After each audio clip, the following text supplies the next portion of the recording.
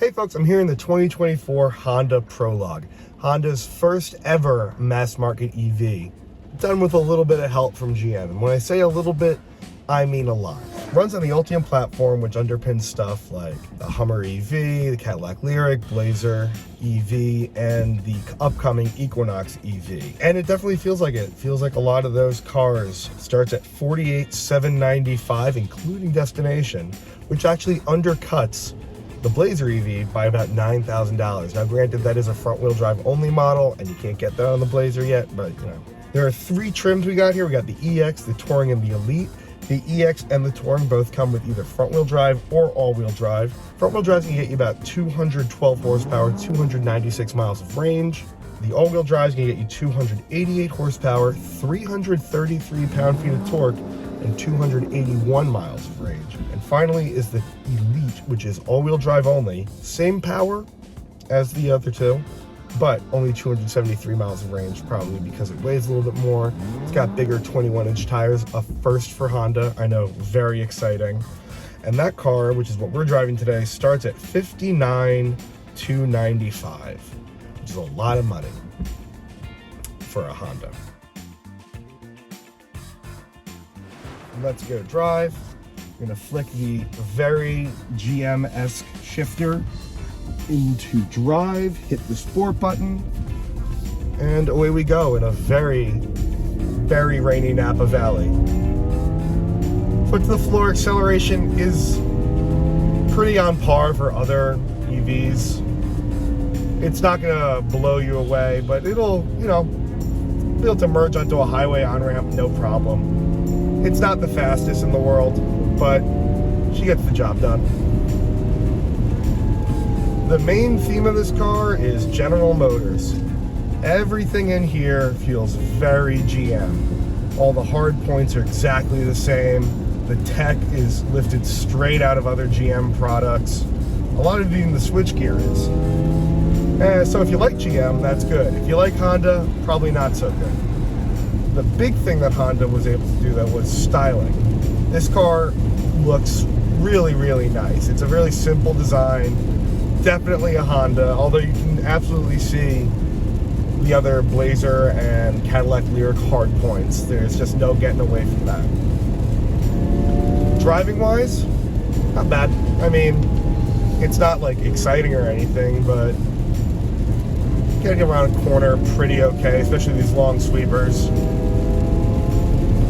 There's not much feel from anything. I mean, it is an EV after all, what are you gonna do? Steering feels probably a little bit better than stuff like the Lyriq. I mean, it's got that artificial heaviness. One pedal driving is there. It's not as aggressive as a lot of other cars. It's definitely a little bit smoother than especially the Hyundai and Kia EVs. But you'll get some pretty decent regen with it. And on the topic of efficiency and regen, not the best I've ever seen. I've done about 70 miles in the car so far, mostly highway and kind of fast driving. And I'm averaging about 2.1 miles per kilowatt hour, which isn't super duper. It's kind of middle of the road. Kia EV9, which I know is bigger than this car and weighs more and seats more people and is more luxurious, will get you in normal driving around 3, maybe 3.5 miles per kilowatt hour.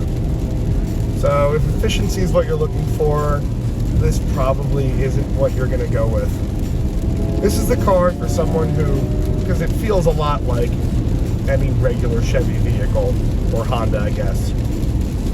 It's definitely a transitionary car. If you're a big EV enthusiast, this probably isn't where you're gonna wanna go or be spending your money, because it doesn't really move the needle in any really interesting way, other than it looks really nice. So if you're tired of EVs that look silly and really electric-y, this might be a good way to go. In terms of space, there's a lot of it. It runs on a skateboard platform, so you got a completely flat rear floor, plenty of legroom, headroom for even your taller passengers. I'm about 6'1". I fit comfortably in every seat except for the middle, because I'm a girthy fella. Trunk space is pretty decent, you know. It's big, but it's, you know, it's a CUV, so you'd expect it to have a pretty decent sized trunk. In terms of tech, we've got radar cruise and lane keep. It doesn't give you, unfortunately, and I know it should, you'd think you could get super cruise with this, you know. I mean, the Blazer EV has it, the Lyriq has it. No, not such the case. Not such the case. You got to deal with regular old lane keep. Gauge cluster is 11.3 inch screen. Really clear, easy to read. It gives you everything you need to know. It's customizable. You can put a map in there. You get the radio station, anything you really want. In half a mile, at the traffic circle, take the first exit onto California 29. Thank you. The middle screen is it's fine, you know. Again, not anything that's gonna blow your mind. This is definitely a General Motors product from the screen, and it works well. There's nothing really to complain about. But if you like stuff from Honda, this really isn't it. It's definitely a badge engineering special. Not that there has to be something wrong with that. I mean, sharing is caring, is after all. Competitors to this, stuff like the Mustang Mach-E, Tesla Model Y, Kia EV6, Hyundai Ioniq 5, maybe even the Kia EV9 if you want to stretch a little bit. And it's, you know, it's solidly middle of the pack. It's good. It's good. There's nothing specifically wrong with it, but there's nothing here that's really going to wow you. Unless, of course, you're a big Honda design enthusiast, and then you can just enjoy looking at the outside of it.